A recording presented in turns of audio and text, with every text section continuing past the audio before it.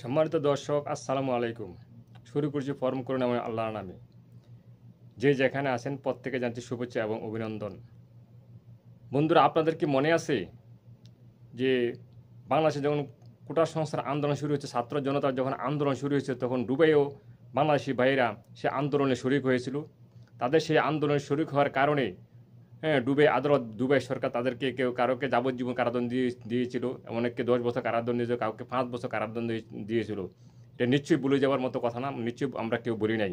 কিন্তু আজ দুবাই আদালত একটা রায় দিয়েছে। এই যে 57 জন বাংলাদেশির কপালে কি হয়েছে, তাদের রায় কি বলা হয়েছে, সেটা আমি আপনাদের সাথে শেয়ার করব। দৈনিক ইত্তেফাকের খবর। দুবাই কারাগারে থাকা 57 বাংলাদেশিকে ক্ষমা করল দুবাই। আদালতে দোষী সাব্যস্ত হওয়া 57 বাংলাদেশিকে ক্ষমা করে দিয়েছে দুবাইয়ের সরকার। শেখ মোহাম্মদ বিন জায়েদ আল নাহিয়ান শীঘ্রই তাদেরকে দেশে পাঠানো হবে। যে 57 জন বাংলাদেশিকে জেলে দিয়েছিল, বিভিন্ন মেয়াদে কারাদণ্ড দিয়েছিল দুবাই সরকার, তো তাদেরকে দুবাই সরকার মানবিক কারণে তাদেরকে ক্ষমা করে দিয়েছে এবং তাদেরকে শীঘ্রই দেশে পাঠিয়ে দেওয়া হবে। তাদেরকে দুবাই রাখা হবে না, কিন্তু তাদেরকে দেশে পাঠিয়ে দেওয়া হবে।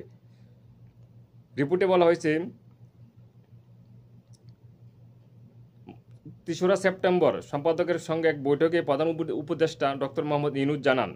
বৈঠক শেষে তখন উপদেষ্টা ফ্রেশ উইং থেকে এ তথ্য জানানো হয়। এর আগে সংযুক্ত আরব আমিরাতে বহিষ্কৃত করা দায়ের যাবজ্জীবন কারাদণ্ড সহ 57 বাংলাদেশিকে দীর্ঘমেয়াদে কারাদণ্ড দিয়েছিল দুবাই আদালত।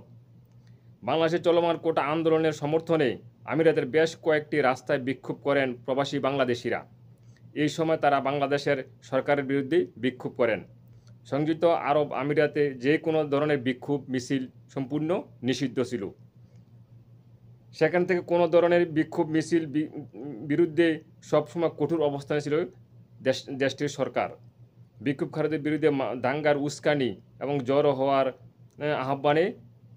হওয়ার কারণে বিক্ষোভে তাদেরকে পুলিশ আটক করে। আটক করার পর তাদেরকে আদালতে সোপর্দ করে। আদালত তাদেরকে যে রায় দিয়েছে, কারো যাবজ্জীবন, কারো 10 বছর, 5 বছর, এভাবে সেই রায়ের যে ফলাফল ছিল, আজকে বাংলাদেশের যে সাংবাদিকরা এটা একটা আপিল করেছে সেই দেশের সরকারের সাথে।